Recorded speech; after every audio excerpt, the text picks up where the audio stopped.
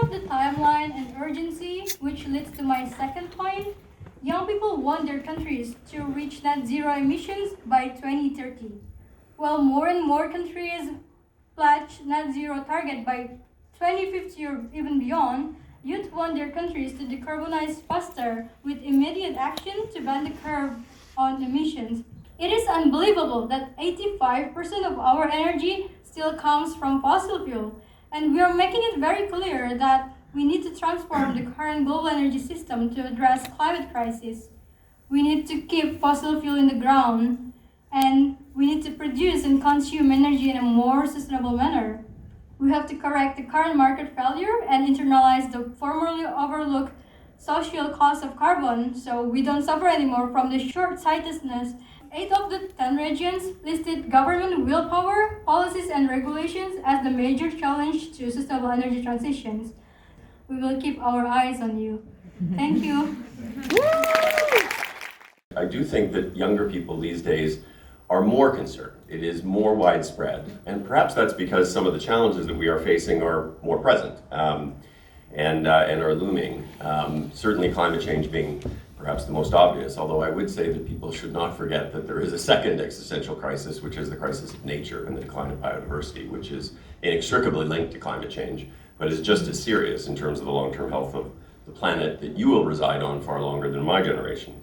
My question is, are you seriously happy that 2030 is the end date for this all to come to an end? Are you really not pushing for this agenda to happen far sooner? It's too long.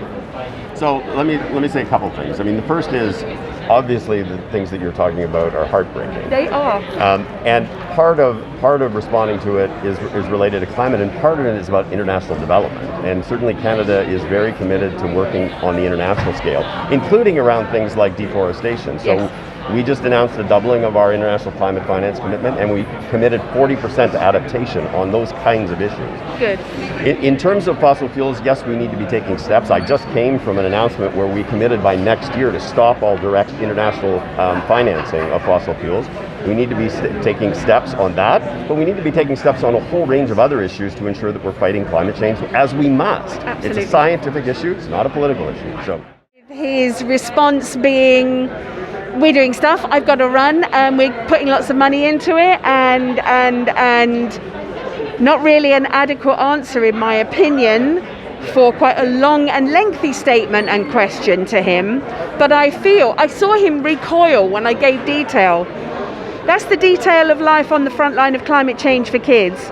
I don't think there are these kind of discussions happening with world leaders, the people who say they are in charge of making change.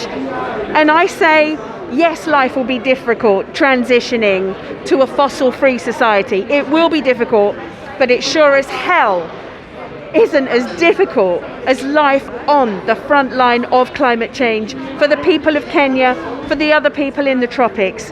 And I'm a bit disappointed with that response.